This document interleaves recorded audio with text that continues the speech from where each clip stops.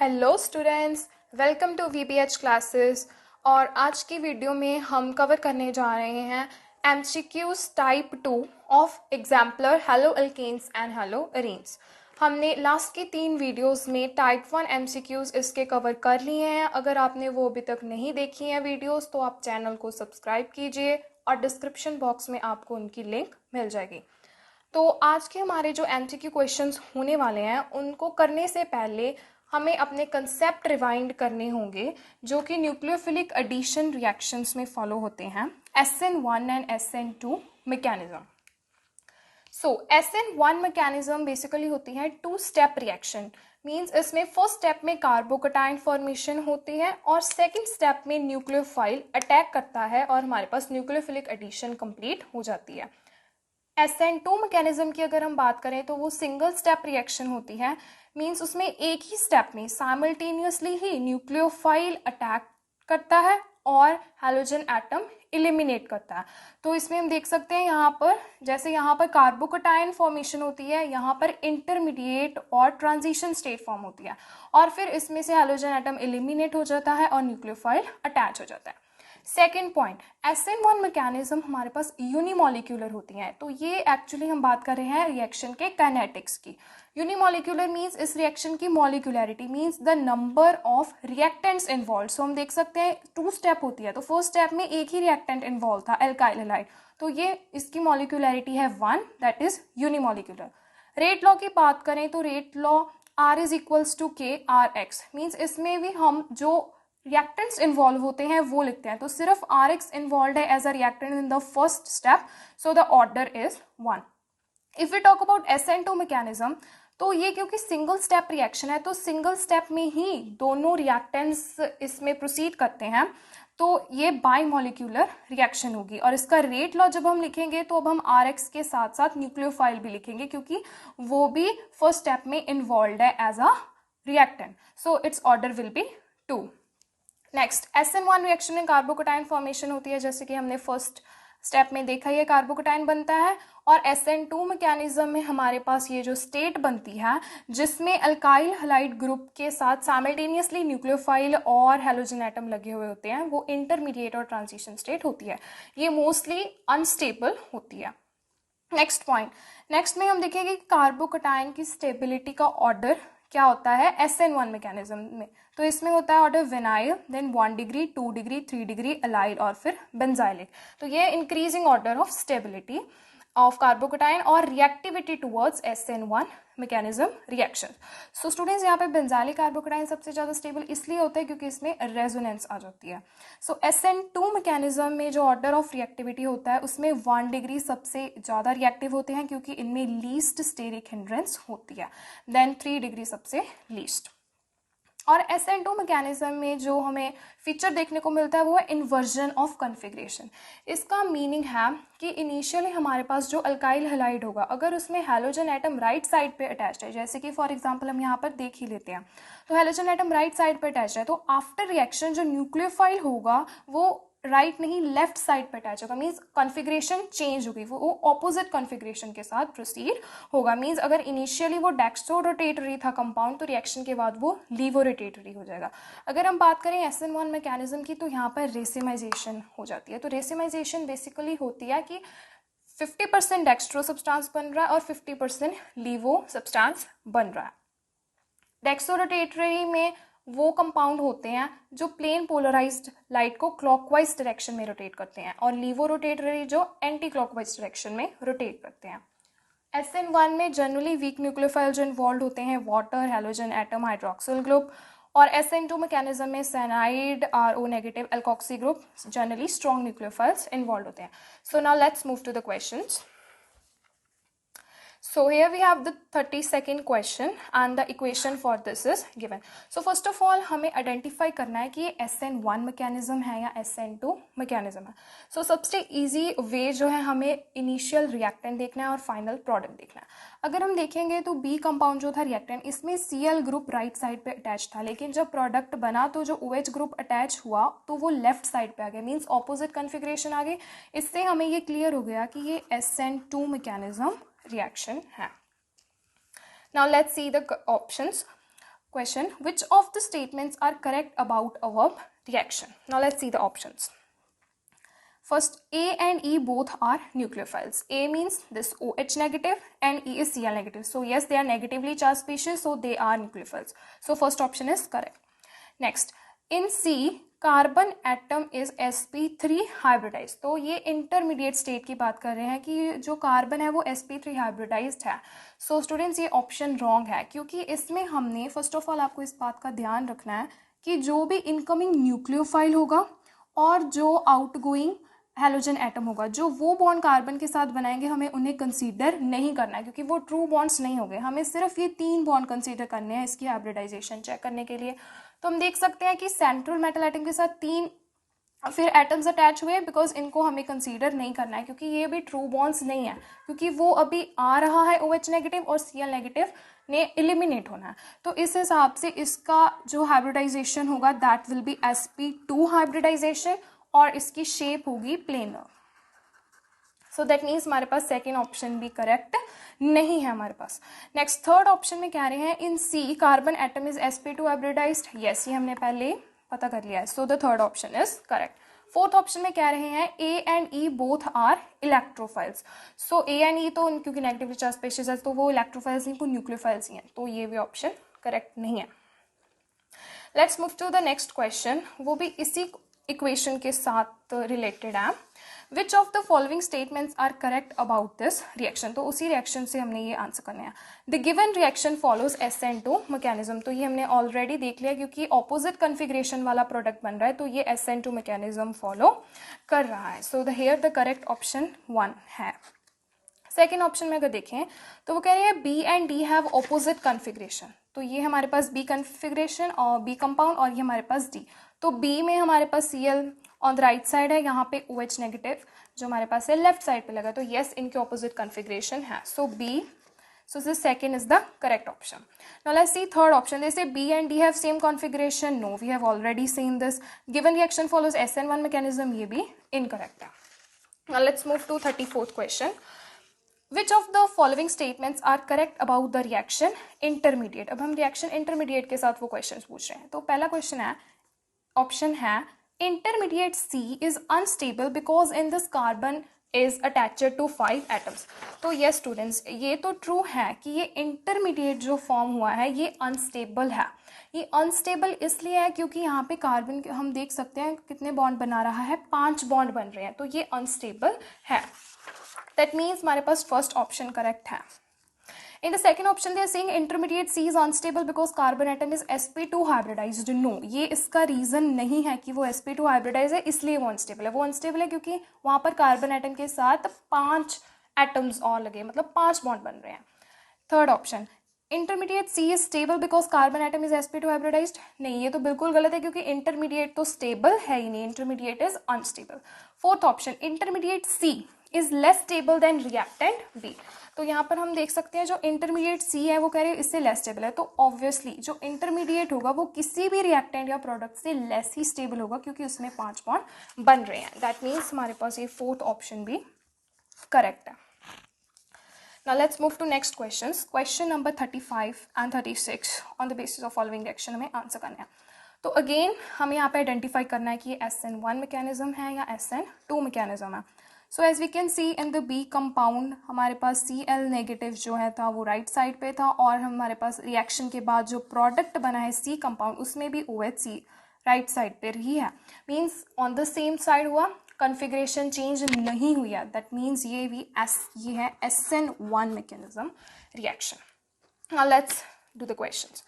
Which of the following statements are correct about the mechanism of the reaction. तो हमने पहले video की शुरुआत में ही स्टडी कर लिया था कि SN1 और SN2 में क्या डिफरेंस होता है. तो first option, a carbocation will be formed as an intermediate in the reaction. Yes, ये ऑब्वियस है, SN1 में कार्बोकेटाइन फॉर्मेशन होती है, तो first option is correct. Second option, OH negative will attack the substrate B from one side and Cl negative will leave it simultaneously from other side. तो students इस option में ये क्या कह रहे हैं, ये कह रहे हैं कि एक ही बार में साइमल्टेनियस मतलब एक ही बार में कार्बन के साथ OH नेगेटिव अटैच हो जाएगा और फिर Cl नेगेटिव दूसरी साइड पे अटैच हो जाएगा. तो ये जो केस होता है ये SN2 में होता है, जहाँ पे साइमल्टेनियसली वो दोनों अल्काइल ग्रुप के साथ लगे होते हैं, लेकिन SN1 में ऐसा नहीं होता है। SN1 में सेपरेट रिएक्शंस टेक प्लेस होती है। तो सेकेंड ऑप्शन हमारे पास करेक्ट नहीं। Third option, an unstable intermediate will be formed in which OH negative and Cl negative will be attached by weak bonds. तो इस ऑप्शन में वो कह रहे हैं कि अनस्टेबल इंटरमीडिएट बनेगा, और फिर उन्होंने कहा है कि OH नेगेटिव और Cl वीक बॉन्ड। लेकिन हमें देखना होगा कि इस SN1 मैकेनिज्म में इंटरमीडिएट जो है हमारे पास बनता नहीं है। अनस्टेबल की बात करें तो हमारे पास स्टेबिलिटी को डिसाइड करने का ऑर्डर होता है 3 डिग्री सबसे ज़्यादा, 2 डिग्री, देन 1 डिग्री। तो हमारे पास थर्ड ऑप्शन भी करेक्ट नहीं है। फोर्थ ऑप्शन में कह रहे हैं reaction proceeds through SN1 mechanism. तो ये तो हम ऑलरेडी पता कर चुके हैं क्योंकि कॉन्फ़िगरेशन सेम रही है, तो ये SN1 मैकेनिज्म है। So the correct option is fourth. Now let's move to question number 36। Which of the following statements are correct about the kinetics of this reaction? हमें उसी reaction के kinetics की बात कर रहे हैं। The rate of the reaction depends on concentration of only B। तो ये है हमारे पास रिएक्शन।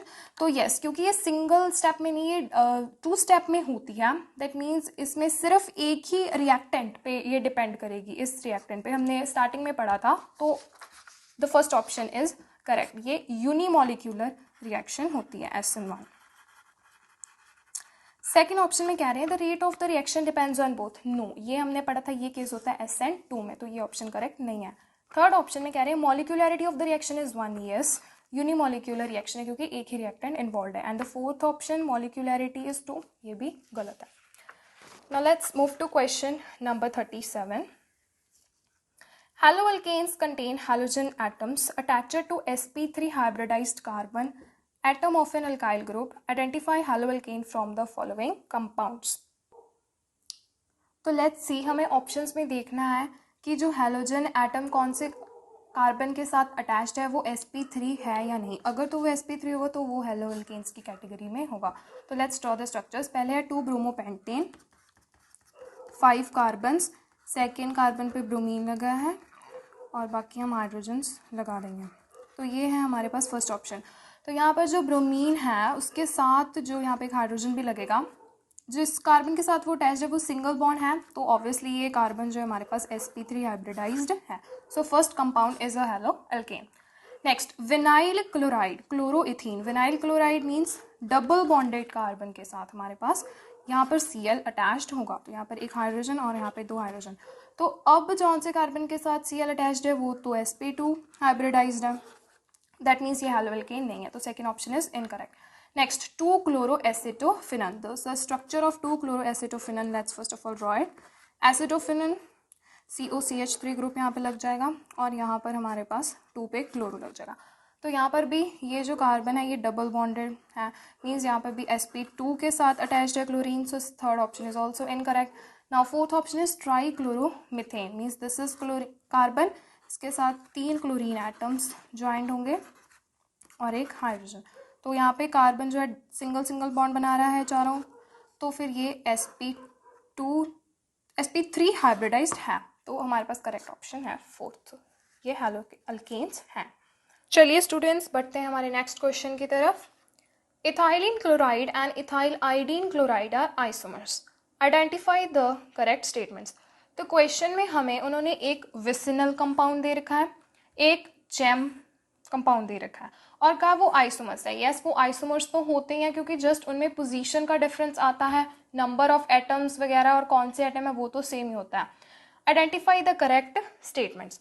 तो हम इनके स्ट्रक्चर्स बना लेते हैं। First of all, ethylene chloride हमारे पास है H2CCH2, मीन्स जो क्लोरीन एटम होगा वो डिफरेंट कार्बन एटम्स के साथ ज्वाइन होगा। नेक्स्ट है इथाइल आइडीन क्लोराइड, तो ये हमारे पास विसिनल वाला और जेम वाला होगा कि एक ही कार्बन के साथ दोनों Cl अटैच्ड होंगे। तो ये रहे। तो फर्स्ट में उन्होंने कहा both the compounds form same product on treatment with alcoholic KOH। हमें इन दोनों की रिएक्शन एल्कोहलिक KOH के साथ करवानी है, एल्कोहलिक KOH। तो हमें पता है स्टूडेंट्स कि एल्कोहलिक KOH के साथ एलिमिनेशन रिएक्शन होती है, मीन्स हमें एलिमिनेटेड प्रोडक्ट मिलता है। So let's do it. तो क्योंकि यहाँ पे 2 हैलोजन एटम्स हैं, हमें इसको एक्सेस में लेना होगा। सिमिलरली इसके साथ, तो जब यहाँ से भी एक हाइड्रोजन और HCl, एक हाइड्रोजन और HCl, मीन्स हमारे पास इथाइन बन जाएगा। सिमिलरली यहाँ पर भी इथाइन बन जाएगा। तो फर्स्ट ऑप्शन इज करेक्ट, दोनों केसेस में इथाइन बन रहा है।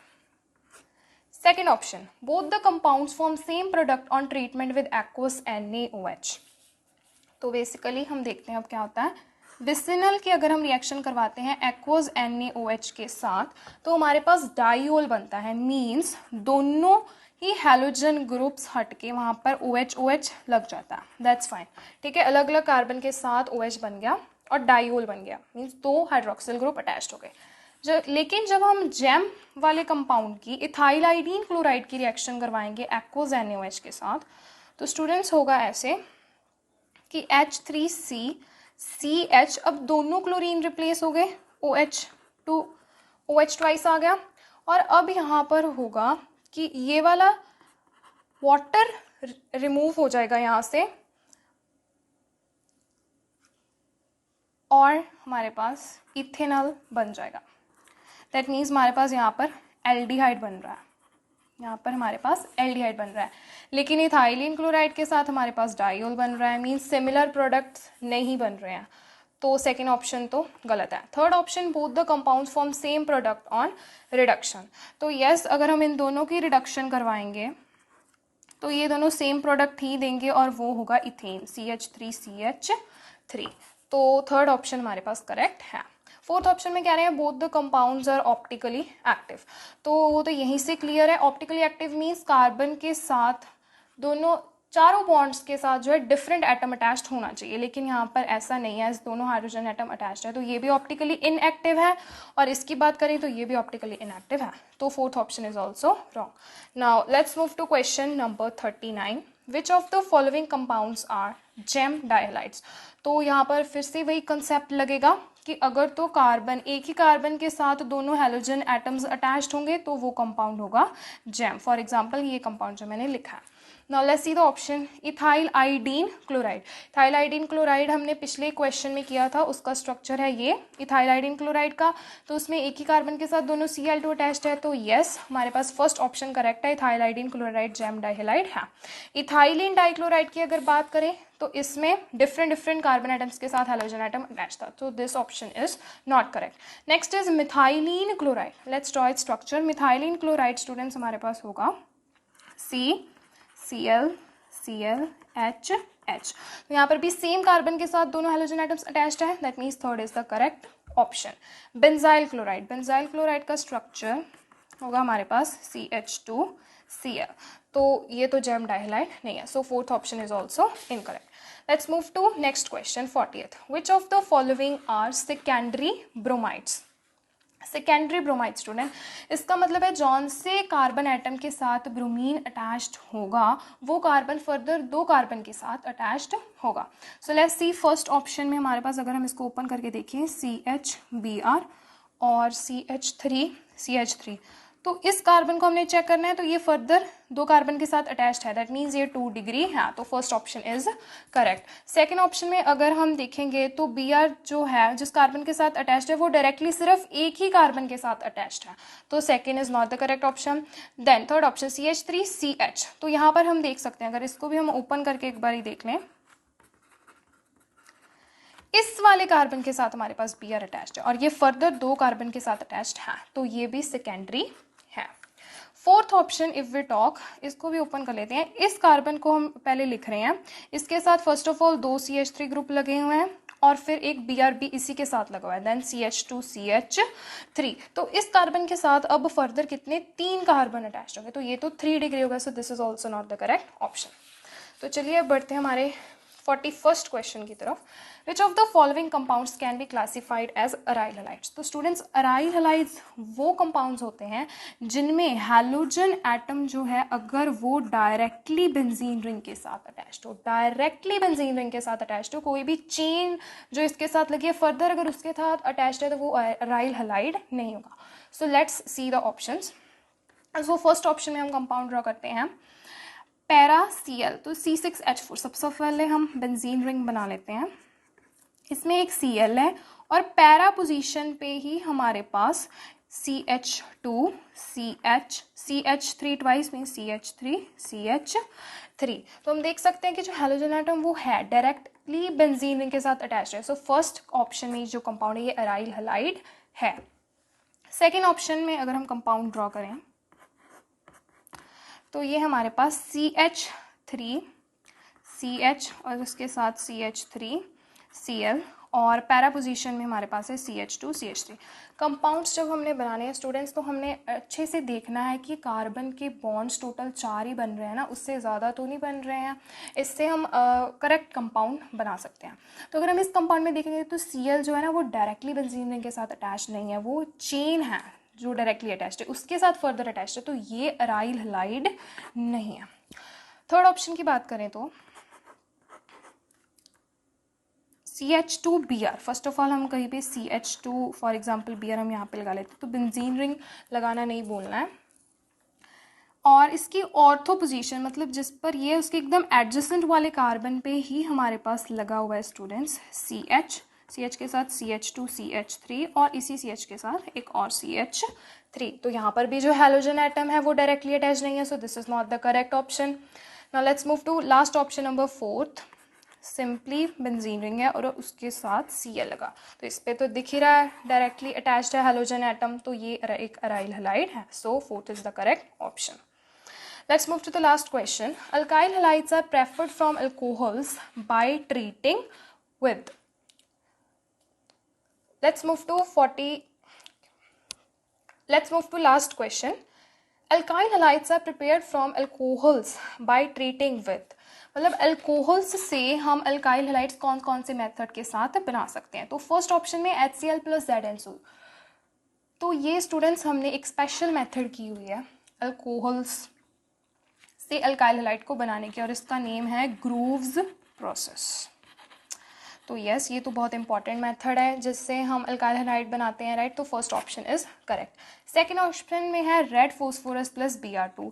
यस, फॉर एग्जांपल हम इथेनॉल के एग्जांपल ले लेते हैं, इसमें हम रेड फोस्फोरस Br2 मतलब Br2 हम रेड फोस्फोरस की अगर प्रेजेंस में बनाएंगे तो हमारे पास ये अल्काइल हैलाइड बन रहा है, इथाइल ब्रोमाइड बन रहा है। So second option is also correct. If we talk about third option H2SO4 + Ki, तो स्टूडेंट्स ये ऑप्शन में हमारे पास अल्काइल हैलाइड नहीं बनता है क्योंकि H2SO4 जो होता है वो एक स्ट्रॉन्ग ऑक्सीडाइजिंग एजेंट होता है, it is a strong oxidising agent. तो बेसिकली ये क्या करेगा, जब ये दोनों कंपाउंड रिएक्ट करेंगे तो एक HI फॉर्म होगा, लेकिन ये HI फर्दर H2SO4 के साथ रिएक्ट होके ये ऑक्सीडाइज होके I2 बना देगा और हमारे पास जो है अल्काइल आयोडाइड, इसकी फॉर्मेशन नहीं होगी। So third is not the correct option और इसी तरह फोर्थ भी हमारे पास करेक्ट ऑप्शन नहीं है। तो स्टूडेंट्स इस तरह से हमने टाइप 1 टाइप 2 MCQs इस चैप्टर के कवर कर लिए हैं। नेक्स्ट वीडियोस अपलोड होती रहेंगी और आपको घर पर बैठे सारे एग्जाम्पलर चैप्टर्स की वीडियोस अवेलेबल होंगी। So thank you, good bye.